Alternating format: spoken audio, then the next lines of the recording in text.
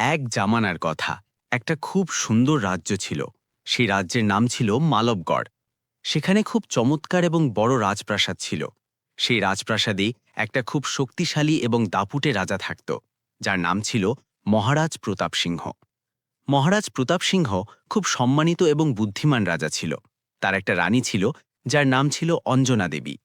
রানী অঞ্জনা দেবী খুব সুন্দর এবং দয়ালু ছিল। তাদের একটা ছেলে ছিল, যার নাম ছিল রাজকুমার রাহুল। রাজকুমার রাহুল তার মা বাবার একমাত্র সন্তান ছিল। সে খুব সাহসী এবং চতুর রাজকুমার ছিল। তার বয়স ৩০ বছর ছিল। সে দেখতে খুব সুন্দর ছিল। রাজকুমার রাহুলের কাছে একটা খুব বিশ্বস্ত এবং যোগ্য সেবক ছিল। সেই সেবকের নাম ছিল রামলাল। রামলালের বয়স ৪৫ বছরের কাছাকাছি ছিল। সে গত ১৫ বছর ধরে রাজপ্রাসাদে কাজ করছিল। রামলাল রাজকুমার রাহুলের বিশেষ সেবক ছিল। সে সবসময় রাজকুমারের সাথে থাকত। সে ছোটবেলা থেকেই রাজকুমারকে খুব ভালোবাসত। সে তাকে একদম নিজের ছেলের মতো মানত। সে এক মুহূর্তের জন্যেও রাজকুমারকে একা ছাড়ত না। রামলাল রাজকুমারের জীবনের চেয়েও কাছের ছিল। রাজকুমারের সব রহস্য রামলাল জানত। মহারাজ প্রতাপ সিংহ রামলালের উপর পুরো বিশ্বাস করত। রামলালের একটা মেয়ে ছিল, তার নাম ছিল রেখা। রেখার বয়স ১৮ বছর ছিল। সে দেখতে খুব সুন্দর এবং নিরীহ ছিল। তার চোখগুলো বড় বড় ছিল এবং চুল লম্বা কালো ছিল। তার রং ফর্সা ছিল এবং মুখ গোল ছিল। সে খুব নাজুক এবং কোমল লাগত। রেখার মা ৩ বছর আগেই মারা গিয়েছিল। রেখার জন্যে তার বাবা রামলালই সবকিছু ছিল। রামলালও তার মেয়েকে খুব ভালোবাসত। সে তাকে তার পুরো দুনিয়া মানত। রেখা গুরুকুলে পড়ত। গুরুকুল গ্রাম থেকে আধা ঘন্টার দূরত্বে ছিল। রামলাল প্রত্যেক দিন তার মেয়েকে গুরুকুলে ছেড়ে দিত এবং তারপর সন্ধ্যায় নিতে আসত। রেখা পড়াশোনায় খুব চতুর ছিল। সে তার বাবার কথা খুব শুনত। বাড়ি এসে সে সব বাড়ির কাজ করত। খাবার রান্না করা, কাপড় ধোয়া, বাড়ি পরিষ্কার করা, সবকিছু সে নিজেই করত। তার মায়ের মারা যাওয়ার পর সে সব কাজ শিখে নিয়েছিল। তাকে খাবার রান্না করতে খুব পছন্দ ছিল। সে তার বাবার জন্যে নানা রকম খাবার বানাত। কিন্তু রেখার হৃদয়ে একটা কথা সবসময় খোঁচা দিত। সেই কথা ছিল রাজকুমার রাহুল। রেখা রাজকুমার রাহুলকে খুব ঘৃণা করত। তার চোখে রাজকুমারের জন্য রাগ এবং ঘৃণা সবসময় থাকত। যখনই সে রাজকুমারকে দেখত, তার হৃদয় দ্রুত ধড়কাত। কিন্তু এই ধড়কন ভালোবাসার নয়, বরং রাগের ছিল। রেখা ভাবত যে রাজকুমার রাহুল তার বাবাকে তার কাছ থেকে ছিনিয়ে নিয়েছে। তার বাবা সবসময় রাজকুমারের সাথে থাকত। অনেক অনেক রাত দেরি করে বাড়ি আসত। কখনো কখনো তো পুরো রাতই বাড়ি আসত না। রেখা বাড়িতে একা থাকত। তাকে তার বাবার খুব মনে পড়ত। এই একাকিত্ব তাকে ভিতরে ভিতরে খেয়ে যাচ্ছিল। রেখাকে মনে হতো যে রাজকুমার রাহুলের কারণেই সে এতটা একা থাকে। রাজকুমার যদি না থাকত, তাহলে তার বাবা সবসময় তার সাথে থাকত। এই জন্য রেখা রাজকুমারকে খুব ঘৃণা করতে শুরু করেছিল। সে তাকে তার শত্রু মানত। যখনই রাজকুমার তার বাড়িতে আসত, রেখা তার সাথে ঠিকমতো কথা বলতো না। সে তার দিকে তাকাতেও পছন্দ করত না। সে নাকে কুঁচকে ভিতরে চলে যেত। রাজকুমার রাহুলকে রেখার এই আচরণগুলো খুব অদ্ভুত লাগত। কিন্তু তাকে রেখার এই স্টাইলও ভালো লাগত। তাকে মনে হতো যে রেখা তাকে সাধারণ মানুষের মতোই দেখে। সে তার থেকে ভয় পায় না। রাজপ্রাসাদের সব মেয়েরা রাজকুমারকে দেখে লজ্জা পেত। তারা তার সাথে কথা বলতে ভয় পেত। কিন্তু রেখা তার থেকে একদমই ভয় পায় না। এই কথা রাজকুমারকে রেখাই সবচেয়ে ভালো লাগত। এক রাতের কথা। রাত ১২টা বেজে গিয়েছিল। রাজকুমার রাহুল তার রথে বসেছিল। তার সাথে রামলালও ছিল। রামলালের ফোন বারবার বাজছিল। রামলাল কিছু দোটানায় পড়ে গিয়েছিল। সে ফোন না কাটছিল না উঠাচ্ছিল। রাজকুমার রাহুল তার দিকে তাকিয়ে ভারী কণ্ঠে জিজ্ঞাসা করল যে কার ফোন। রামলাল হিচকিয়ে বলল যে তার মেয়ে রেখার ফোন। খুব বেশি সময় হয়ে গিয়েছে, এজন্য সে চিন্তিত হয়ে পড়বে। যত তাড়াতাড়ি রামলালের মেয়ের নাম এলো, রাজকুমার রাহুলের মুখে হালকা হাসি এলো। সে বলল যে ফোন তোলো এবং কণ্ঠ বাইরে শোনা যায় এমন তোলো। রামলাল মন মেরে ফোন এমন তুলল যে ওপার থেকে কণ্ঠ সবাইকে শোনা যায়।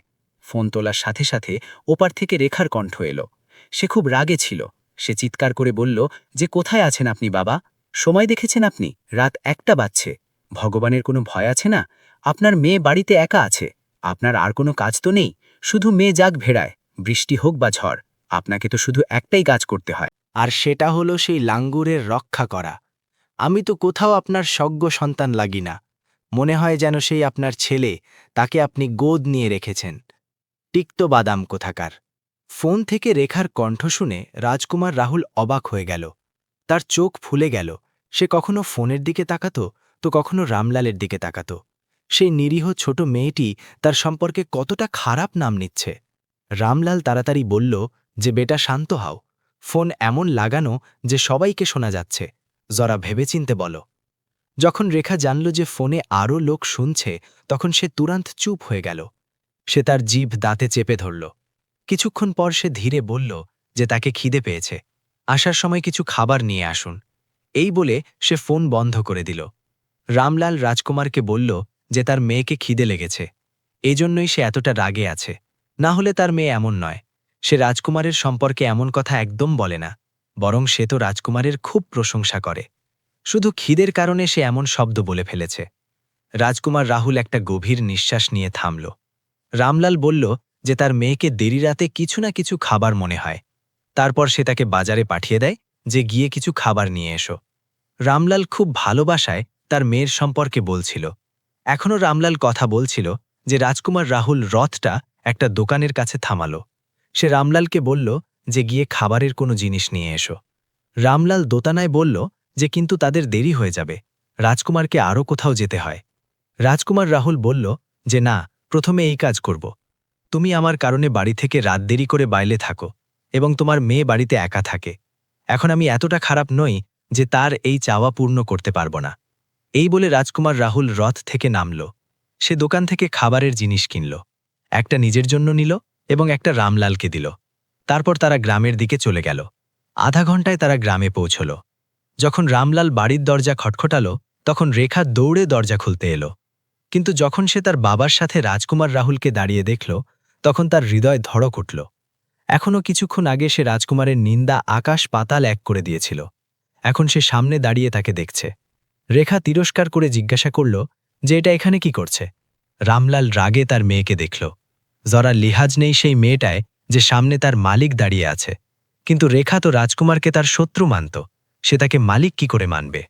রামলাল তার মেয়েকে ঘুরিয়ে বলল যে এখন খুব হয়েছে, ভিতরে চলো, রাজকুমার সাহেবও আসছেন। যখন রাজকুমার রাহুল ভিতরে আসতে লাগল, রাজকুমার রাহুল গভীর দৃষ্টিতে তাকে দেখে বলল যে তোমাদের এখানে ভিতরে ডাকার রীতি নেই। রেখার ছোট নাক রাগে ফুলে গেল। সে বলল যে কেন নেই, একদম আছে, কিন্তু অযাচিত অতিথিদের জন্য এই সুবিধা নেই। এই বলে সে নাকে কুচকে ভিতরে চলে গেল। রাজকুমার রাহুল তার নখরায় মনে মনে হাসল। রামলাল রেখাকে তার হাতে খাবারের জিনিস দিয়ে বলল যে যাও, তোমার ঘরে খেয়ে নাও এবং রাজকুমার সাহেবকে ধন্যবাদও দাও, এই তোমার জন্য এটা নিয়ে এসেছেন। রেখা খুশিতে খাবারের বাক্সটা ধরল, কিন্তু যত তাড়াতাড়ি সে জানল যে এটা রাজকুমার নিয়ে এসেছে, তার মুখ বিকৃত হয়ে গেল।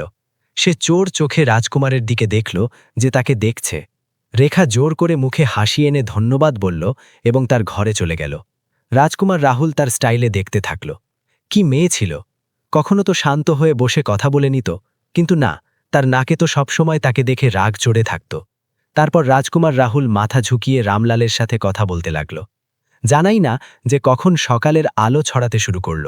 সকালে যখন রেখা তৈরি হয়ে পূজা করার জন্য তার ঘর থেকে বাইরে এলো, তখন তাদের দুজনকে কথা বলতে দেখে রাগে দেখতে লাগল। সে এগিয়ে গেল এবং রাজকুমার রাহুলের সামনে দাঁড়িয়ে গেল। সে রাগে বলল যে আপনি আমার বাবাকে কি ভাবছেন? সবসময় তাকে নিজের সাথে নিয়ে ঘুরে বেড়ান, কখনো তো তাকে বিশ্রাম করতে দেন, এবং এখন রাত থেকে সকাল পর্যন্ত আপনি তার সাথে কথা বলেছেন, তারা তো ঘুমানোনি। এখন আপনি তাকে বলবেন যে আমার সাথে আবার কাজে চলো? এমন সম্ভব নয়। এখন আমি আমার বাবাকে যেতে দেব না, তাদেরও বিশ্রামের দরকার আছে। রেখা বুকে হাত রেখে রাগে বলছিল। রাজকুমার রাহুল চোখ ছোট করে তাকে দেখল। তারপর বলল যে তুমি জানো কি যে তুমি কার সাথে কথা বলছো এবং কি কথা বলছো? রেখা এগিয়ে এসে আঙ্গুল দেখিয়ে বলল যে হ্যাঁ, আমি একদম ঠিক বলছি। আপনি সোজা আমার বাবাকে আজকের ছুটি দিন, না হলে আমি তাদের আপনার কাছে কাজ করতে দেব না। রাজকুমার রাহুল সেই ছোট মেয়েটিকে ঘুরে দেখতে লাগল যে তার উপর ক্রমাগত বর্ষণ করছে। সে গভীর নিঃশ্বাস নিয়ে মাথা উপরে তুলল, তারপর বলল ঠিক আছে রামলাল, তুমি আজকের ছুটি নিতে পারো। এই বলে সে সেখান থেকে বাইরে চলে গেল। এখন পিছনে থেকে রামলাল তার মেয়ের রেখাকে ঘুরে দেখতে লাগল। রেখা রাগে বলল যে এমন কি দেখছেন আপনি? আমি যা করেছি একদম ঠিক করেছি। এখন আপনি এমন আমাকে দেখবেন না। রাগ আমাকে আপনার উপর করতে হয় না, যে আপনাকে আমার উপর। সারা রাত আপনি তার কারণে জেগেছিলেন এবং এখনও আপনি তার সাথে যাচ্ছিলেন। এমন তো আমি কখনো হতে দেব না। রামলাল তার মেয়ের সামনে কিছু বলতে পারল না। তার মেয়েই তার পুরো দুনিয়া ছিল। তার স্ত্রীর মারা যাওয়ার পর সে রেখাকে বুকে লাগিয়ে পালিয়েছে। তার প্রত্যেক দাবি প্রত্যেক চাওয়া পূর্ণ করেছে। সে চাইতো যে কখনো তার মেয়েকে কোনো জিনিসের অভাব না হয়। পরের দিন যখন রামলাল কাজে গেল, তখন মহারাজ প্রতাপ সিংহ তাকে জিজ্ঞাসা করল যে কেমন আছো তুমি, তোমার মেয়ে তোমাকে ক্ষমা করেছে না? রামলাল হেসে বলল যে হ্যাঁ, একদম। একটা পুরো দিন তার সাথে কাটিয়েছি, তো এখন তার রাগ ঠান্ডা হয়েছে। সে আমাকে খুশিতে খাবারও বানিয়ে খাইয়েছে। রাজকুমার রাহুল অবাক হয়ে তাকে দেখছিল। রাজকুমার রাহুল তার বাবাকে রামলালের ছুটির সম্পর্কে বলে দিয়েছিল। এজন্য মহারাজ প্রতাপ সিংহ হেসে এই কথা জিজ্ঞাসা করেছিল। রাজকুমার রাহুল চিন্তায় ডুবে গিয়েছিল। সে ভাবছিল যে সে তো এতটা ছোট মেয়ে, কি তাকে খাবার বানাতে আসে? তার বয়স তো কোনো 17-18 বছর হবে। রামলাল বলল যে আপনি তো জানেন 3 বছর আগেই তার স্ত্রীর মৃত্যু হয়েছে। তারপর সে চাইতো না যে তার মেয়ে কোনো কাজে দুর্বল থাকুক। এজন্য সে সবকিছু শিখে নিয়েছে। সে নানা রকম খাবার বানিয়ে তাকে খাওয়ায় এবং এটাই বোঝায় যে বাইরের খাবার তার জন্য একদম ঠিক নয়। এজন্য বাড়ির খাবার খেয়ে যাওয়া উচিত। যেদিন সে রাজকুমারের সাথে বাইরে খাবার খেয়ে নেয়, সেদিন আবার রাগ তার দিকে হয়ে যায়। রামলালের কথা শুনে মহারাজ প্রতাপ সিংহ হেসে উঠল। রাজকুমার রাহুল রামলালের সাথে খোলা হৃদয়ে কথা বলত। রামলাল তার রহস্যের রক্ষক ছিল। তার জীবনের চেয়েও কাছের তার সব রহস্য রামলাল জানত। তখন রামলাল বলল যে বাকি কথা তো হতেই থাকবে, কিন্তু আমাদের নরেন্দ্র চৌহানকে কি করতে হবে? সে তো আপনার জীবনের পিছনে পড়ে আছে। যখন থেকে আপনি আপনার দাদার জমি ফিরিয়ে নিয়েছেন, সে তো আপনাকে মারার জন্য বাহানা খুঁজছে। আগেও 3 বার আপনার উপর প্রাণঘাতী হামলা হয়েছে। তারা ধরা পড়েছে, কিন্তু তাদের ষড়যন্ত্র এখনও থামেনি। আমার ভয় যে কোনোদিন তারা আপনাকে ক্ষতি না করে দেয়। রামলাল চিন্তায় রাজকুমারের মুখ দেখে বলল। রাজকুমার রাহুল মাথা নেড়ে বলল যে রামলাল, তোমাকে আমার জন্য চিন্তা করার দরকার নেই। যতক্ষণ তুমি আমার সাথে আছো, ভগবানের পর তুমি আমাকে কিচ্ছু হতে দেবে না। রামলাল ধীরে মাথা নেড়ে থামল। রাজকুমার এমন কাজ করত যে শত্রুদের পায়ের নিচে থেকে জমি টেনে নিত। তারপর শত্রু রাগে পাগল হয়ে যেত এবং তার জীবন নেওয়ার পিছনে পড়ে যেত। সেই রাতে রাজকুমার রাহুল রাজপ্রাসাদে ছিল। সে তার সব বাড়ির লোকের সাথে খাবার খাচ্ছিল। তার মধ্যে তার মা বাবা, তার মালতী মাসি এবং তাদের মেয়ে আরতিও ছিল। সাথে তার এক বন্ধু এবং তার বোনও এসেছিল। রাজকুমারের বন্ধুর নাম ছিল কার্তিক। কার্তিক রাজকুমারের খুব ভালো বন্ধু ছিল। তার বোনের নাম নেহা ছিল। কার্তিক দুষ্টুমিতে রাজকুমারকে জিজ্ঞাসা করল যে কেমন আছো, আপনি তো দেখাই যান না। রাজকুমার রাহুল হালকা হেসে দিল। কার্তিক গভীর নিঃশ্বাস নিয়ে বলল যে আমাদের এমন ভাগ্য কোথায় যে আমাদের এতটা ভালো মেয়ে পাই। তার কথায় আরতির মুখ বিকৃত হয়ে গেল। তাকে রাজকুমারের কাছ থেকে কখনো নরম অনুভূতি পায়নি। সে রাজকুমারকে খুব ভালোবাসত। তার এক নজরের তৃষ্ণার্ত ছিল, কিন্তু রাজকুমার তাকে নজর ভরে দেখেনি। নেহা দুষ্টুমিতে বলল যে রাজকুমার সাহেব, আপনি কি বলতে চান? আপনার বাগদত্তা পছন্দ নয় যে আপনি এমন কথা করছেন? জরা আপনার বাগদত্তার মুখ তো দেখুন, কেমন রাগে লাল হয়ে যাচ্ছে। কোথাও সে আপনার উপর রাগ না করে? রাজকুমার রাহুল হেসে বলল যে এখনও এমন খারাপ দিন আসেনি আমার। কিন্তু আরতি এই কথা হৃদয়ে নিল। তার মুখ সত্যি রাগে লাল হয়ে যাচ্ছিল। মনে হচ্ছিল যে সে এখনই ফেটে পড়বে। নেহা মনে মনে খুশি হচ্ছিল, কারণ সে রাজকুমারের বিয়ে তার সবচেয়ে ভালো সহেলির সাথে করাতে চাইত। তার সহেলি লায়লা রাজকুমারকে পছন্দ করত। কিন্তু যখন রাজকুমারের বাগদান আরতির সাথে হলো, তখন নেহাকে তার পা পিছনে টানতে হয়েছিল। সে এখনও চেষ্টা করছিল যে রাজকুমার এবং আরতির সম্পর্ক ভেঙে যায়।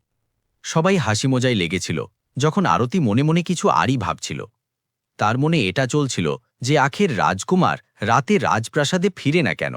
সে কেন অর্ধেক অর্ধেক রাত পর্যন্ত বা কখনো কখনো পুরো রাত রাজপ্রাসাদের বাইরে থাকে? এর পিছনে আখের কারণ কি? তার মন খুব বেশি চলতে লাগল। সে চোখে চোখে তার মাকে দেখল যে তাকে তসল্লি দেওয়ার ইশারা করছিল। কোনো কথা নেই, সে তোমার এবং তোমারই থাকবে। এতে তাকে কিছু সুকুন হয়েছিল। আরতি নেহাকে দেখে বলল যে চিন্তা করো না, খুব তাড়াতাড়ি আমাদের বিয়ে হবে। তারপর যখন তুমি আমাকে তার স্ত্রী হিসেবে দেখবে, তখন তুমি ভালো করে জানবে যে তার সাথে কে বেশি ঠিক। নেহার মুখের হাসি উধাও হয়ে গেল। সত্য তো এটাই যে দেরি বা তাড়াতাড়ি রাজকুমারের বিয়ে তো আরতির সাথেই হবে। বিষয় গুরুতর হয়ে দেখে রাজকুমার রাহুল সেখান থেকে উঠে দাঁড়াল। সবার নজর তার উপর উঠল। তার মা চিন্তিত হয়ে বলল যে বসু বেটা, তুমি তো কিছু খাওনি। রানী অঞ্জনা দেবীর হৃদয় দুঃখিত হল। যখনই রাজকুমার খাবারে আসে, কোনো না কোনো এমন চিন্তা হয় যে সে খাবার মাঝে ছেড়ে উঠে যায়। রাজকুমার রাহুল তার মাকে তসল্লি দিয়ে বলল যে আপনি খাবার খান, আমি পরে খেয়ে নেব। বাইরে যাইও, এখন আমার খিদে নেই। এই বলে সে তাড়াতাড়ি সেখান থেকে চলে গেল। সবাই একে অন্যকে দেখতে লাগল, একে অন্যের থেকে নজর চুরাতে লাগল। পরের সকালে রাজকুমারকে রামলালের সাথে জমিতে যেতে হয়। এটা সেই শেষ জমি ছিল যার উপর সে দখল করতে যাচ্ছিল, যার উপর শত্রুরা ভুলভাবে দখল করেছিল। যত তাড়াতাড়ি রাজকুমার রামলালের সাথে সেখানে পৌঁছল এবং সেখানের জায়গা নেওয়া শুরু করল, তখন অচানক তীরের বর্ষণ শুরু হলো। রাজকুমার রাহুলও তুরান্ত অ্যাকশনে এলো। সে তুরান্ত তার তরোয়াল বের করল এবং রক্ষা করতে লাগল। রাজকুমারের মনোযোগ সামনের হামলার উপর ছিল, যে তখন পিছন থেকে তীর চলল।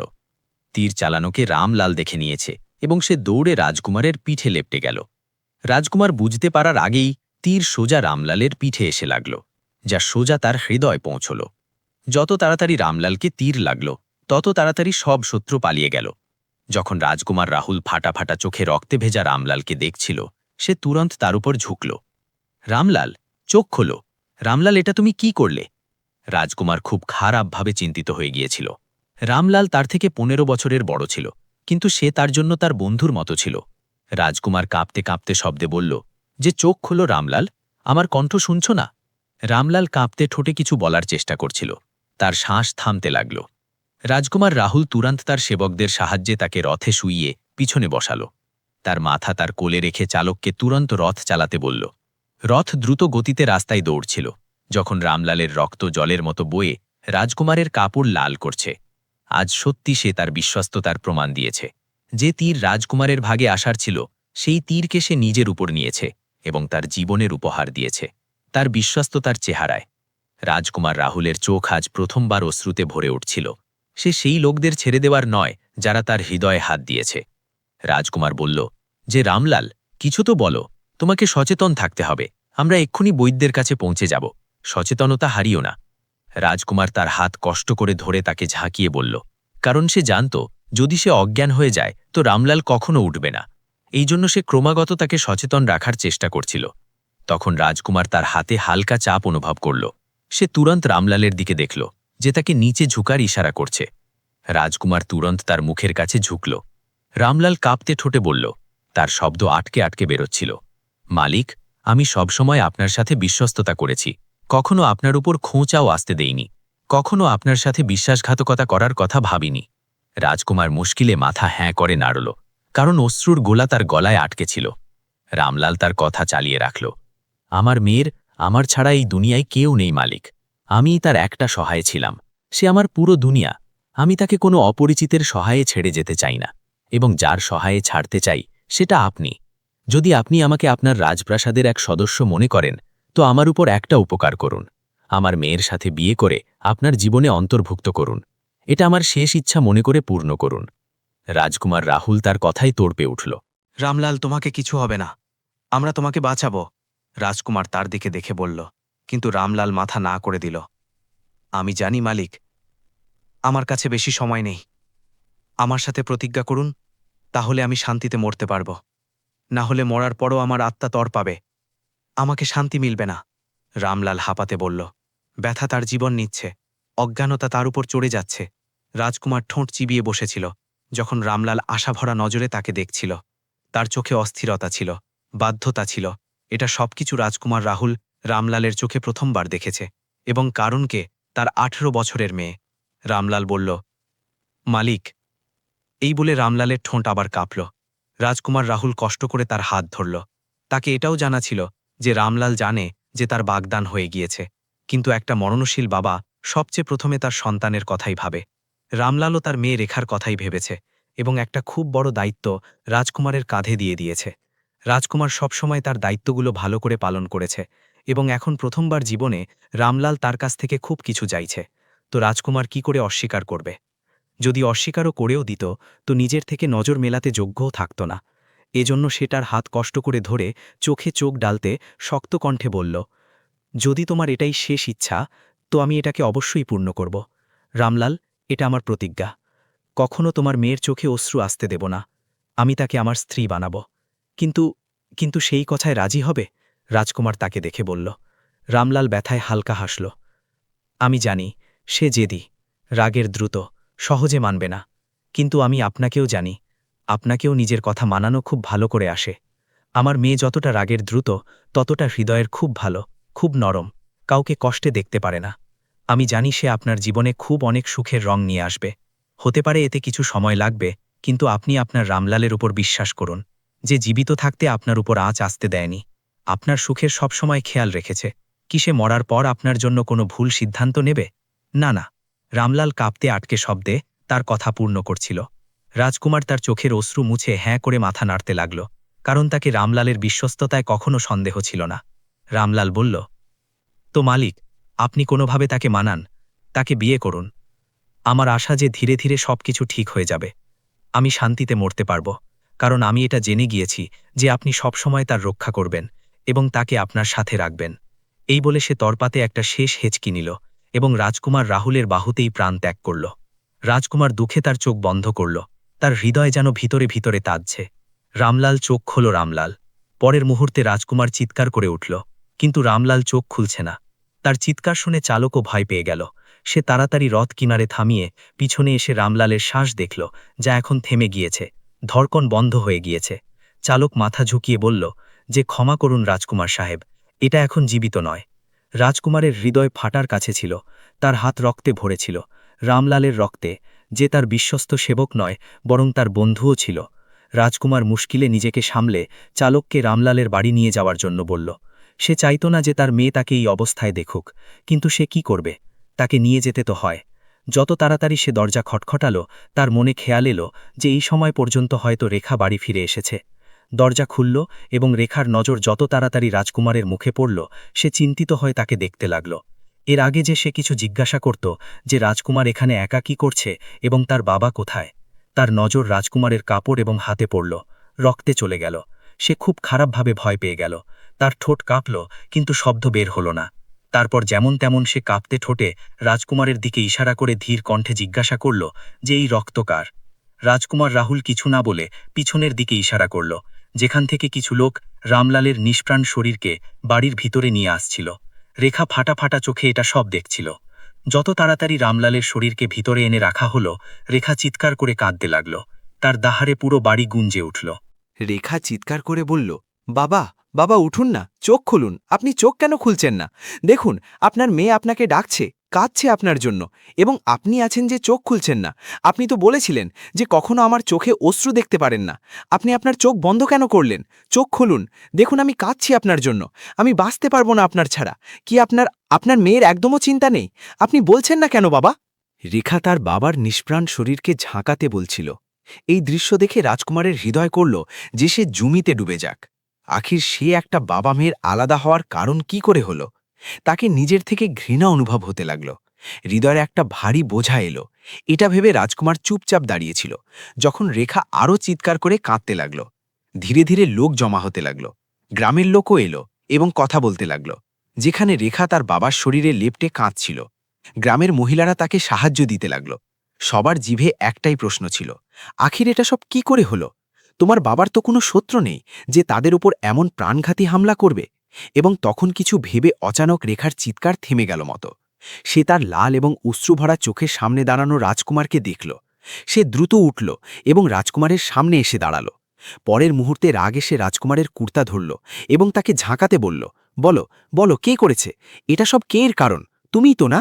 তোমার কারণে মরেছে না আমার বাবা? তার চোখে চোখ ডালতে রেখা বিষ ভরা শব্দ রাজকুমারের বুকে উতরাচ্ছে। রাজকুমার তার মুখ থেকে একটা শব্দও বের করতে পারল না, কারণ জেনে অজেনে কারণ তো সেই হয়েছে, তার বাবার মৃত্যুর। রাজকুমার রেখার হাত ছাড়ানোর চেষ্টা করে বলল, যে দেখো রেখা, আমার কথা শোনো। কিন্তু রেখা হাত ঝেড়ে তাকে আঙুল দেখিয়ে বলল, তুমি হত্যাকারী আমার বাবার। তুমিই মেরেছ আমার বাবাকে। অবশ্যই আমার বাবা তোমার জীবন বাঁচাতে সামনে এসেছিল। তুমি আমার বাবাকে আমার কাছ থেকে ছিনিয়ে নিয়েছ। ফিরিয়ে দাও আমার বাবাকে, আমাকে আমার বাবা চাই। এই বলে রেখা কাঁদতে কাঁদতে অচানক রাজকুমারের পায়ে পড়ে গেল এবং নিজেকে খুব খারাপভাবে ছিন্ন করতে লাগল। রাজকুমার তুরন্ত তার কাছে ঝুঁকল, তার হাত ধরে জোরে বলল, এমন কিছু নেই রেখা, তোমার বাবার জীবন এতটাই লেখা ছিল। কিন্তু আমি প্রতিজ্ঞা করছি যে যে রামলালের জীবন নিয়েছে, আমি তাদের জীবিত ছাড়ব না। রাজকুমার তাকে তোসল্লি দিচ্ছিল, কিন্তু রেখা শুনছে কোথায়। সে রাজকুমারের হাত ঝেড়ে আবার তার বাবার কাছে দৌড়ে গেল। কিছুক্ষণ পর রামলালের শরীরকে অন্তিম সংস্কারের জন্য নিয়ে যাওয়া হলো। পুরো বাড়ি রেখার দুঃখজনক চিৎকারে গুঞ্জে উঠল। সে চিৎকার করছে, চিল্লাচ্ছে, নিজেকে ছিন্ন করছে। রামলালের অন্তিম সংস্কারের সব রসম রাজকুমার রাহুলই পূর্ণ করেছে। যখন সে তাকে চিতায় নামালো, তো মনে মনে ভাবল যে আখির আমি রামলালের শেষ ইচ্ছা কি করে পূর্ণ করব। সেই মেয়ের সাথে বিয়ে কি করে করব, যে আমাকে দেখতেও পছন্দ করে না, আমার থেকে ঘৃণা করে? অন্তিম সংস্কারের পর যখন রাজকুমার রাজপ্রাসাদে ফিরল এবং রেখার সাথে দেখা করার চাওয়া করল, তো রেখা দরজায় মুখে দরজা জোরে বন্ধ করে দিল। সে জোরে চিৎকার করল, এখন তোমাকে এখানে আসার দরকার নেই। যার সাথে তোমার সম্পর্ক ছিল সে এখন মরে গিয়েছে। এটা শুনে রাজকুমার পাল্টে গেল। 2 দিন পার হয়ে গেল রামলালের মরে যাওয়ার। এই 2 দিনে রাজকুমার রামলালের হত্যাকারীদের তাদের অঞ্জামে পৌঁছে দিয়েছে। তারপর সে রেখার সাথে দেখা করতে গেল, এটা বলার জন্য যে সে তার বাবার প্রতিশোধ নিয়েছে। কিন্তু রেখা তার সাথে দেখা করা থেকে সাফ অস্বীকার করল। এই 3 দিনে রাজকুমার রেখার মুখ পর্যন্ত দেখেনি। জানা নেই সে কি অবস্থায় থাকবে। বাড়িতে তাকে একা ছেড়ে দেওয়া ঠিক ছিল কি? রাজপ্রাসাদে কাজ করা কিছু সেবিকা তার অবস্থা রাজকুমারকে বলত, কিন্তু তবু তার হৃদয় অস্থির ছিল, কারণ এখন পর্যন্ত সে রামলালের শেষ ইচ্ছা পূর্ণ করেনি। অস্থিরতা বাড়তে যাচ্ছিল এবং তারপর আখিরকার রাজকুমার সিদ্ধান্ত নিল যে তাকে রেখার কাছে যেতে হবে। রাতের নীরবতায় সে রথ নিয়ে বেরোল এবং রেখার বাড়ির সামনে থামল। যতক্ষণ সে দরজায় পৌঁছল তাকে নিজেও অনুভব হয়নি। কাঠের দরজা নীরবে দাঁড়িয়েছিল। সে দরজা খটখটানোর জন্য হাত বাড়াল, কিন্তু রেখার ঘৃণা ভেবে হাত ফিরে পড়ল। তার সাহস হচ্ছে না। যদি সে আমাকে দেখে তো তার বাবার দুঃখ আবার তাজা হয়ে যাবে। সে আবার কাঁদবে, তর পাবে। না, আমাকে ভিতরে যাওয়া উচিত নয়। এটা ভেবে রাজকুমার যাচ্ছিল যে তখন তাকে ভিতর থেকে কিছু কণ্ঠ শোনা গেল, যেন বাসন পড়ছে, কেউ চিৎকার করছে। কণ্ঠগুলো দুমিত দুমিত ছিল। রাজকুমার বুঝতে পারল না এটা কি কণ্ঠ। সে তুরন্ত দরজা খটখটালো এবং শব্দ একদম থেমে গেল। সে 2-3 বার জোরে খটখটালো, কিন্তু দরজা খুলল না। রাজকুমার কিছু গোলমালের অনুভব করল। সে চারপাশে নজর দৌড়াল। বাড়ির দেওয়ালগুলো বেশি উঁচু নয়। সে ভাবল যে দেয়াল লাফিয়ে ভিতরে যাওয়া যায়। যত তাড়াতাড়ি রাজকুমার নীরবে দেয়াল লাফিয়ে ভিতরে পৌঁছল, সে গভীর নজরে বাড়ির জায়গা নিল এবং তুরন্ত একটা কোণে লুকিয়ে গেল। তখন তাকে পায়ের আওয়াজ শোনা গেল। কেউ উঠোনে আসছে। একটা লোকের কণ্ঠ এলো। মনে হয় যে দরজায় ছিল সে চলে গিয়েছে। রাজকুমারকে বিপদের ঘণ্টা তার চারপাশে অনুভব হল। কোনো লোকের এই বাড়িতে কি কাজ? রেখা তো বাড়িতে একা থাকে, তো এটা কি? দ্বিতীয় কণ্ঠ এলো। বেকারে আমাদের মজা খারাপ হয়ে যায়। এতটা সুন্দর মেয়ের সৌন্দর্য উপভোগ না করে আমি এখান থেকে যেতে পারি না। এতটা সুন্দর, কতদিন থেকে আমাদের নজর এর উপর টিকে ছিল, কিন্তু এর বাবা ছিল যে আগে আমাদের এর দিকে এগোতে দেয়নি। কিন্তু এখন তো এই মেয়ে একা। এই বলে একটা লোক ভিতরে এগোলো। দ্বিতীয় লোক রেখাকে ধরেছিল এবং তার মুখে হাত চেপেছিল যাতে সে চিৎকার না করতে পারে। তারপর সে তার আরও কাছে এলো এবং তার হাতা ছিঁড়ে দিল। তখন ঝটকায় দরজা খুলে রাজকুমার ভিতরে এলো। দুজন আচানক পিছনে ঘুরল। রাজকুমার রাহুলকে নিজের সামনে দেখে এক মুহূর্তের জন্য থেমে গেল। রেখার চোখ থেকে অশ্রু বয়ে যেতে লাগল। পরের মুহূর্তে ভয়ে দুজনের মুখ সাদা হয়ে গেল। রাজকুমার রাগে জিজ্ঞাসা করল যে কে তোমরা এবং এখানে কি করছো? ভিতরে কি করে এসেছ? অন্ধকারের কারণে হয়তো তারা রাজকুমারকে চিনতে পারেনি। না হলে গ্রামে এমন কে ছিল যে রাজকুমার রাহুলকে চেনে না? রাজকুমার রাগে গর্জন করল, এই কথার উত্তর তো আমি তোমাকে পরে দেব। প্রথমে এটা বলো, তোমরা এই মেয়েকে ছোঁয়ার সাহস কি করে করলে? পরের মুহূর্তে সে তাদের উপর ভেঙে পড়ে একের পর এক মুষ্টি আঘাত করল। তারা আহত হয়ে পড়তে লাগল। তখন একজন পিছন থেকে রাজকুমারের মাথায় মাটকা মারল।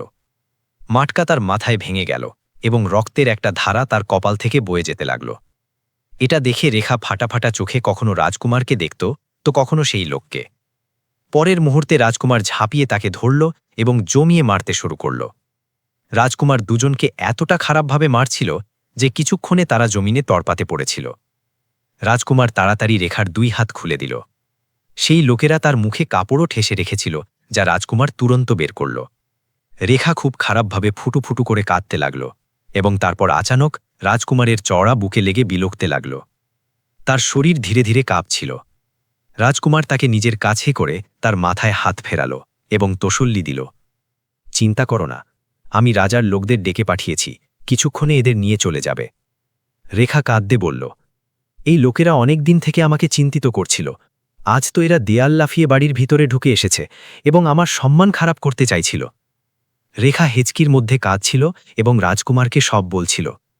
আচানক রাজকুমারের আসার কারণে রেখা হৃদয়ে হৃদয়ে তার কৃতজ্ঞ হয়ে গিয়েছিল যে তার সাথে হয়ে তার সম্মান বাঁচিয়েছে।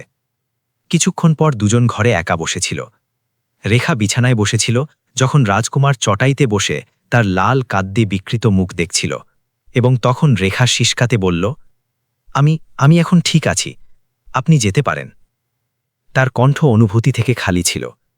সে কিছুক্ষণ আগের রেখা লাগছে না, যে রাজকুমারের বুকে লেগে কাঁদছিল। এটা তো আবার সেই রেখা হয়ে গিয়েছে যে রাজকুমারকে ঘৃণা করে। রাজকুমার গলা সাফ করে বলল, আমি এখন তোমাকে এই বাড়িতে একা ছাড়তে পারব না। তোমার রক্ষা করা আমার দায়িত্ব, কিন্তু কোনো সম্পর্ক ছাড়া আমি তোমাকে আমার সাথেও রাখতে পারব না। না তোমাকে আমার রাজপ্রাসাদে নিয়ে যেতে পারব। যদি তুমি আমার সাথে না থাকো তো আমি তোমার রক্ষাও করতে পারব না। এই জন্য তোমাকে সাথে রাখার একটাই উপায় যে তোমার সাথে একটা ঠিক সম্পর্ক গড়ে তুলি, এবং এই জন্য আমি তোমার সাথে বিয়ে করতে চাই। রাজকুমার রাহুলের এই শব্দ রেখার কানে পর্বতের মতো পড়ল। সে অবিশ্বাস ভরা নজরে রাজকুমারের দিকে দেখতে লাগল, যেন বিশ্বাস না হচ্ছে যে সে সত্যি এটাই বলেছে। পরের মুহূর্তে সচেতন হয়ে রেখার রাগে চিৎকার করে উঠল, আপনি আপনি এটা কি কথা করছেন? আপনার সাহস কি করে হলো আমাকে এই কথা বলার? রেখার রাগে চিল্লাল, কিন্তু রাজকুমার পুরো শান্তিতে বলল, আমি সেই বলছি যা তুমি শুনছ, এবং আজই আমাদের বিয়ে হবে। তোমার সম্মানে এখন আর কোনো আঁচ আসতে দেব না। রামলাল আমার জন্য তার জীবন দিয়েছে, এখন আমি তার মেয়ের জীবন এবং সম্মানের রক্ষা করব। রাজকুমারের এই শান্ত কথা শুনে রেখা আরও রাগে এলো। পরের মুহূর্তে রাজকুমার তার কিছু চেনা লোককে সংবাদ পাঠিয়ে দিল। 1 ঘন্টার মধ্যেই অনেক লোক তাদের বাড়িতে পৌঁছে গিয়েছে, যার মধ্যে পণ্ডিতজিও ছিল। পণ্ডিতজি উঠোনে তার সামগ্রী খুলে বিয়ের প্রস্তুতি শুরু করল। রেখা ফাটা ফাটা নজরে এটা সব দেখতে যাচ্ছিল এবং শিসকাতে বারবার একটাই কথা বলছিল, আমি তোমার সাথে বিয়ে করব না। তুমি কে হও নিজের মর্জি আমার উপর চাপানোর? রেখা রাগে চিল্লালো, তার চোখে অশ্রু এবং রাগ দুটোই ভাসছিল। রাজকুমার তার চিৎকার শুনেও এক মুহূর্তের জন্য চুপ দাঁড়িয়ে থাকল।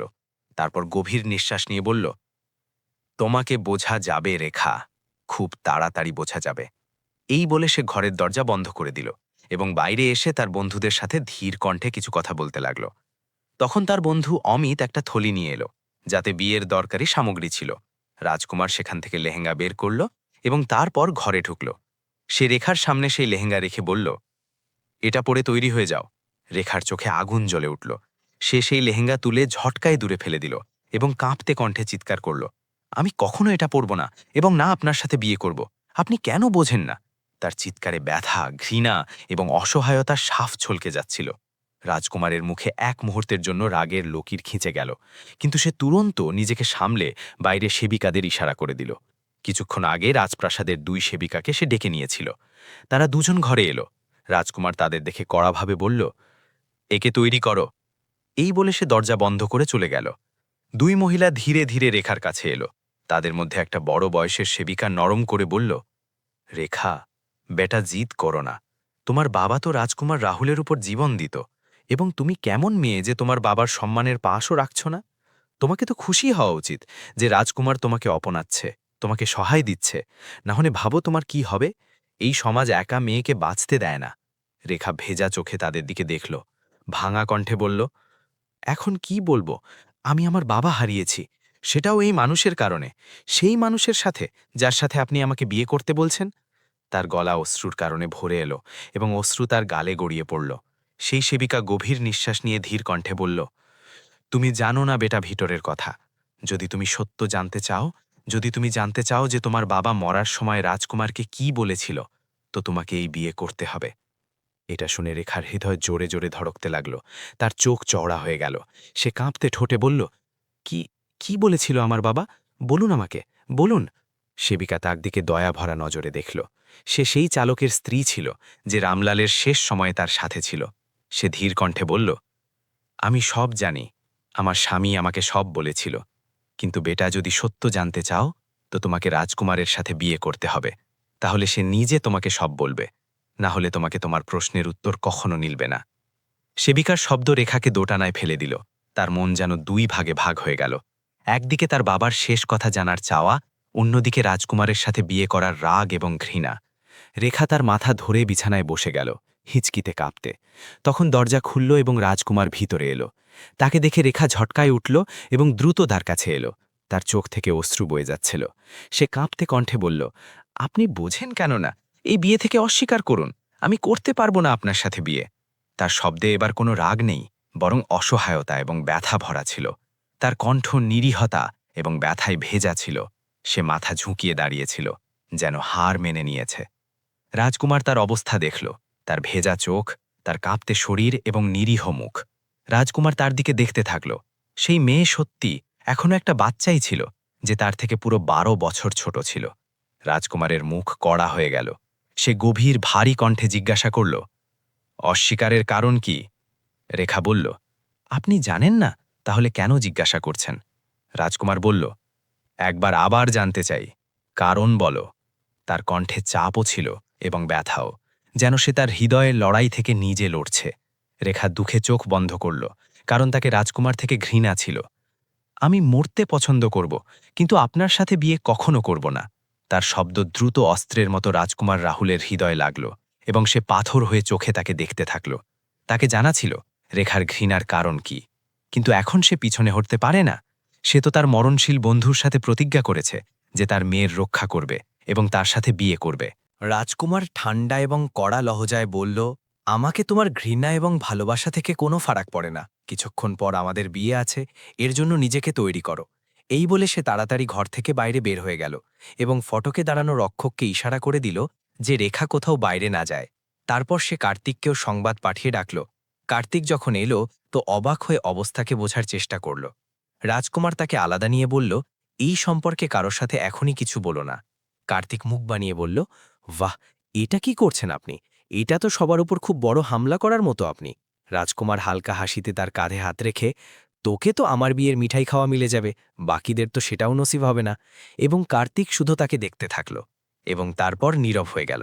আখিরকার রেখাকে বাধ্যতায় বিয়ের জন্য তৈরি হতে হলো, কারণ সে জানতে চাইত যে তার বাবা মরার আগে রাজকুমারকে কি বলেছিল। বিয়ের পর ধীরে ধীরে সবাই নিজের নিজের বাড়ি চলে গেল, এবং যখন বাড়ি খালি হলো তো রাজকুমার ভিতরে এলো। রেখা কনের কাপড়ে দাঁড়িয়েছিল। মুখে কোনো সাজ নেই, গহনার নাম নিশান নেই, যেমন তেমন সে লেহেঙ্গা পরেছে। রাজকুমার তার হাত ধরল এবং বলল, চলো, এখন তুমি এখানে থাকবে না, আমার সাথে আমার রাজপ্রাসাদে থাকবে। রেখা নিষ্প্রাণ তার সাথে চলে গেল। যত তাড়াতাড়ি রাজকুমার রেখাকে নিয়ে রাজপ্রাসাদে এলো, সব লোক অবাক হয়ে তাদের দেখতে লাগল। এর আগে যে রানী অঞ্জনা দেবী কিছু জিজ্ঞাসা করত, আরতির আগে এগিয়ে এলো। রাজকুমারের সামনে দাঁড়িয়ে চিল্লাল, এমন কি করে করতে পারো তুমি আমার সাথে? আমি তোমার বাগদত্তা, তোমার নামে বসে আছি, এবং তুমি এই মেয়েকে স্ত্রী বানিয়ে রাজপ্রাসাদে নিয়ে এসেছ। এটা কি বাজে কথা? আরতি রাগে তিলমিলা করছিল। কেন? কারণ এই মেয়ে আমার থেকে বেশি সুন্দর, বা তাই যে এটা কম বয়সী এবং তোমাকে কম বয়সী মেয়েদের শখ চড়েছে? তার তিরস্কারে রাজকুমারের রক্ত ফুটে উঠল। রাজকুমার কড়াভাবে উত্তর দিল, শিষ্টাচারে কথা বলো আরতি। যার সম্পর্কে তুমি এমন কথা করছো না, সে আমার স্ত্রী, এবং নিজের স্ত্রী সম্পর্কে এমন কথা আমি কারো থেকে শুনব না, তোমার মুখ থেকেও না। নিজের সীমায় থাকো। এবং রইল তোমার এবং আমার সম্পর্কের কথা, তো মনে রাখো, শুধু বাগদান হয়েছে, বিয়ে নয়। রাজকুমার সাফ লহজায় সবাইকে উত্তর দিল এবং রেখাকে ওপরের ঘরে নিয়ে গেল। আরতি সেখানে অশ্রুভরা চোখে থেকে গেল। ওপরের ঘরে রেখা রাগ এবং তিরস্কারে বলল, আপনার এবং আমার মধ্যে খুব ফারাক আছে। আপনি ভালো করে আমাকে স্ত্রী মেনে নিন, কিন্তু আপনার বাড়ির লোকেরা আমাকে কখনো স্বীকার করবে না। তাদের নজরে আমি সবসময় একটা সেবকের মেয়েই থাকব। রাজকুমার তার দিকে দেখে ধীরে বলল, লোকদের থেকে নিজের কথা মানানো রাজকুমার রাহুলকে খুব ভালো করে আসে। আমার প্রিয় স্ত্রী। এই বলে সে প্রথমবার দুষ্টু হাসিতে তার দিকে দেখতে লাগল, এবং রেখা লজ্জা এবং রাগে মুখ ঘুরিয়ে নেয়। যখন রাজকুমার গভীর নিঃশ্বাস নিয়ে অন্য ঘরে চলে যায়, সে খুব ক্লান্ত ছিল এবং বিশ্রাম চাইত। যখন রেখা তার বালিশ তুলে বিছানার কোণে শুয়ে গেল, তার চোখ ঘুম থেকে নয়, বরং পার হয়ে যাওয়া সময়ের তিক্ত স্মৃতিতে ভরা ছিল। কিছুদিনে তার জীবন এটা কি মোড় নিল। পরের দিন খাবারের টেবিলে যখন রেখা রাজকুমারের সাথে নিচে নামল, তো সবার নজর আবার তাদের ওপর টিকে গেল। আরতি তিরস্কার করে বলল, এখন কি এটা আমাদের সাথে বসে খাবার খাবে? তার চোখে রাগ এবং তিরস্কার সাফ ঝলক ছিল। রেখা রাজকুমারের কুর্তা এবং ধুতি পরেছিল, কারণ তার কাছে আর কাপড় নেই। রাতে ভারী কাপড়ে ঘুম না আসায় সে রাজকুমারের আলমারি থেকে কাপড় বের করে পড়েছে। আরতির কথা শুনে রাজকুমারও রেখাকে দেখল, এবং তাকে প্রথমবার অনুভব হল যে সত্যি রেখার কাছে কাপড় নেই। সে তুরন্ত তার বিশেষ সেবককে ইশারা করল, তাড়াতাড়ি রেখার জন্য কিছু কাপড় নিয়ে এসো। রাজকুমার হাসল এবং রেখার হাত ধরে বলল, এখন এটা আমার সাথেই বসবে, খাবারও খাবে, এবং যেখানে আমি যাব সেখানে যাবে। ঠিক বলেছি না আমি? রেখা রাজকুমারের স্পর্শে লজ্জায় লাল হয়ে গেল, কিন্তু বাকি সব লোক রাগে রাজকুমারকে ঘুরে দেখতে থাকল। সেই সময় মহারাজ প্রতাপ সিংহ এবং রানী অঞ্জনা দেবী কড়াভাবে বলল, রাজকুমার, আমাদের তোমার সাথে দরকারি কথা আছে। এবং তারপর রাগে খাবারের টেবিল ছেড়ে নিজের ঘরে চলে গেল।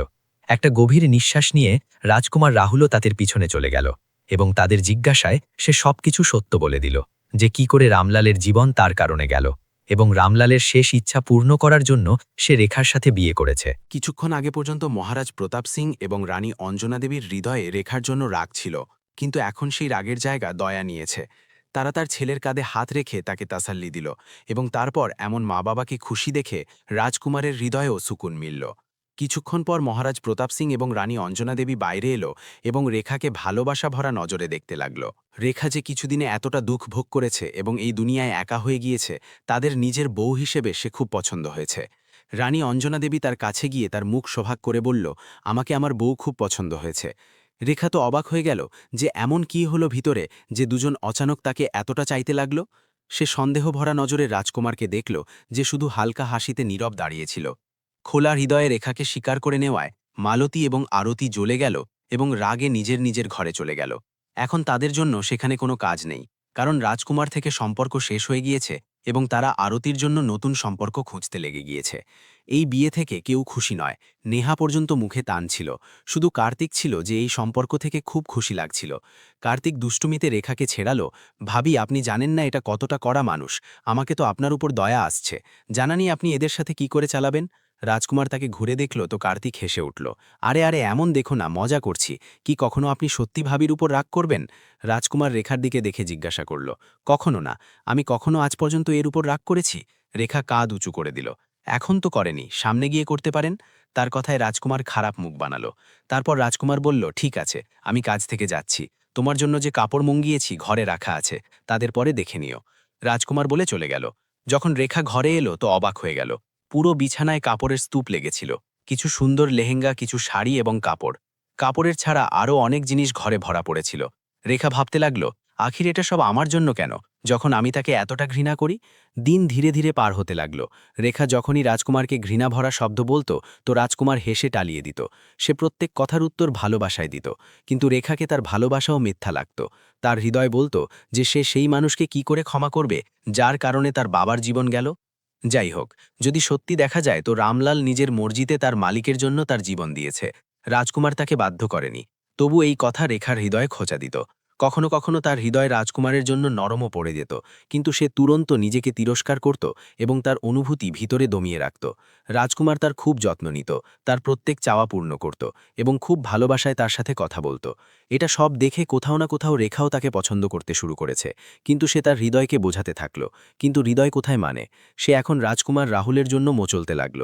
এবং একদিন রেখাকে অনুভব হলো যে রাজকুমার তাকে কতটা ভালোবাসে। যখন সে অসুস্থ পড়ে গেল, সেই রাতে রাজকুমারের একটা খুব দরকারি মিটিং ছিল, কিন্তু রেখার অবস্থা দেখে সে তার রাজদরবারেও যেতে পারল না। পুরো রাত সে তার মাথার কাছে বসেছিল, তার কপালে ঠান্ডা পট্টি রাখতে থাকল। এই কাজ সে কোনো সেবিকাকে দিতে পারত, কিন্তু সে নিজে করল যেন এটা তার অধিকার। প্রথমবার রেখার হৃদয় তার জন্য দ্রুত দ্রুত ধড়কতে লাগল। এবার সে তার ধড়কনে রোধ লাগায়নি। তাকে রাজকুমারে তার বাবার ঝলক দেখা দিল। এমনই তার বাবাও তার যত্ন নিত। তার অশ্রুতে বালিশ ভিজতে যাচ্ছিল। সকালে যখন রেখাকে হুঁশ এলো তো সে দেখল যে রাজকুমার তার একদম কাছে বিছানায় শুয়ে আছে। রেখা তাকে দেখতে লাগল, কতটা সুন্দর লাগত, কতটা মাসুমসা। রাতভরের ক্লান্তি তার মুখে সাফ ঝলক ছিল। রেখা তার সুরাতে খো গেল। না জানি কখন তার হৃদয়ে তুফানসা উঠল এবং তার মাসুম মুখে তার সারা ভালোবাসা উড়েলে দিল। রেখা থোড়া এগিয়ে গেল এবং রাজকুমারের কপালে তার ঠোঁট রাখল। তারপর এক এক করে তার বন্ধ চোখে প্যার করল এবং আখিরে তার হোঁট তার হোঠে রাখল। যত তাড়াতাড়ি রাজকুমার তার নরম স্পর্শকে মহসুস করল, সে অচানক তার চোখ খুলে দিল। রাজকুমারের চোখ খুলতে রেখা এমন পিছনে হটল যেন তাকে কারেন্ট লাগল এবং তুরন্ত শরম থেকে লাল হয়ে কম্বলে দুবকে গেল। রাজকুমার অবিশ্বাস থেকে তাকে দেখতে থাকল। এটা সত্যি ছিল না, আমি কোনো স্বপ্ন দেখছি। তার চোখে হেরানি ছিল। কিন্তু রেখার শরম থেকে লাল চেহারা তাকে সবকিছু বোতা দিল। রাজকুমারের হঠে মুস্কান ফেল গেল। সে ধীরে কম্বল হটালো এবং রেখাকে তার সিনে থেকে কাসকার লপেটে নিল। মেরি প্যারি পত্নী, তার আওয়াজে সারা রাত ছিল। আমি এখনই মাহসুস করেছি ও হকিকত ছিল না, আমি বস কোনো স্বপ্ন দেখছিলাম। কাতে সে তার দু উंगलियों থেকে তার গুলাবি হোঁটকে हल्के से छुआ। रेखार सांसें थाम गैल, तार दिल बेकाबू धड़क रहा था। डर और शर्म के मारे रेखा धीरे से बुड़बुड़ाई, छोड़िए मुझे, मैंने एमन कुछ भी नहीं किया, आपने सपना देखा होगा। तार मासूमियत भरी आंखों से झूठ साफ छलक रहा था। राजकुमार खिलखिलाकर हंस पड़ा। अब अपनी बात से मुकर मत जाना रेखा, तुम्हारी आंखों में मेरे प्यार के रंग साफ नजर आ रहे हैं। उसने तर आंखों को अपने होठों से छूते हुए कहा। रेखा चेहरा और भी लाल हो गया। तर धड़कनें अब उसके सीने से टकरा रही थी। अचानक रेखा गुस्से से बोली, हाँ करती हूं मैं, आपसे प्यार क्या करूं? आप मेरे पति जो हैं, तो क्या अब आपसे प्यार भी ना करूं? तर आवाजे गुस्से साथे छुपा हुआ इकरार भी छिलो। राजकुमार उसकी बात सुनकर जोर से हंस पड़ा। तो आखिर मेरा प्यार जीत ही गया। रानी रेखा, उसने शरारत से फुसफुसाते हुए उसे और भी कसकर अपनी बाहों में भर लिया। उसके चेहरे पर रौनक लौट आई थी। राजकुमार उसे गहराई से देखते हुए पूछा, तो क्या इसका मतलब तुमने मुझे माफ कर दिया? तुम्हारे दिल में मेरे लिए बिल्कुल भी नफरत नहीं है? कहीं तुम मुझे दोबारा छोड़ तो नहीं दोगी? उसकी आवाज में डर छुपा हुआ था। वो अब रेखा से इस कदर प्यार करने लगा था कि उसके बिना जीने का ख्याल भी उसे तोड़ देवे के लिए काफी था।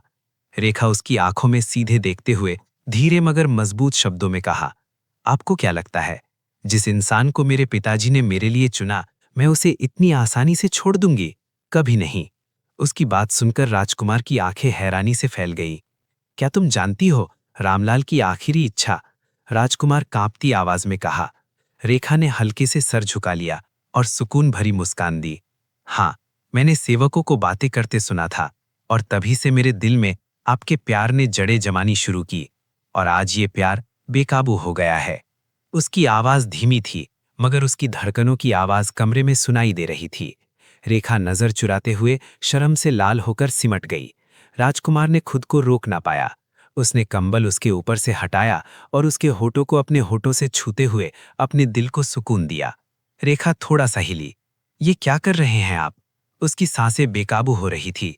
राजकुमार ने उसकी आंखों में देखते हुए शरारत से कहा, प्यार कर रहा हूं, अब तो इजाजत है ना? कहते हुए उसने उसके कपड़ों को ठीक करना शुरू कर दिया। रेखा ने उसे गुस्से से घूरा। शर्म से लाल होते हुए बोली, मैं अभी इजाजत नहीं दी थी और आप है कि पहले ही अपने कदम आगे बढ़ा चुके हैं। उसकी बात सुनकर राजकुमार का चेहरा उतर गया, हंसी गायब हो गई। वो सचमुच परेशान हो गया। लेकिन अगले ही पल रेखा खिलखिलाकर हंस पड़ी। उसकी हंसी कमरे में गूंज गई। रेखा उसकी बाहों में और भी गहराई से समा गई और बोली, इजाजत है मेरे राजकुमार। उसकी आंखों में शरारत और प्यार एक साथ चमक रही थी। राजकुमार उसे गुस्से और प्यार के मिले जुले जज्बात से देखने लगा और अगले ही पल उसका चेहरा अपने हाथों में थामकर उसके नाजुक होठों को फिर से अपनी गिरफ्त में ले चुका था। उसकी सांसें धड़कनों की रफ्तार के साथ तेज हो रही थी।